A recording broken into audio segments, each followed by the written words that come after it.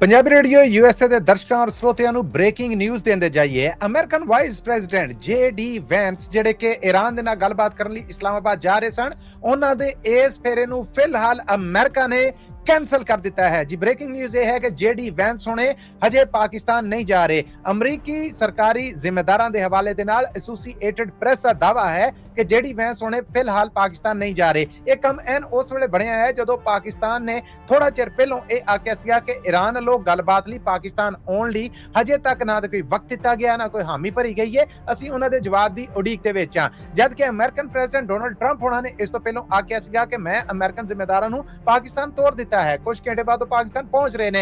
ताजा खबर यह है कि जेडी वैंस होने जिहड़े इस गलबात नूं जिन्हां ने लीड करना सीगा, जिन्हां ने अमरीका दी वकालत और नुमाइंदगी करनी सी, वो पाकिस्तान नहीं जा रहे। और इस तरह जंगबंदी दी ओ मोहलत जिहड़ी पाकिस्तानी वेले मुताबिक सवेरे तकरीबन 4:45 बजे मुक रही है।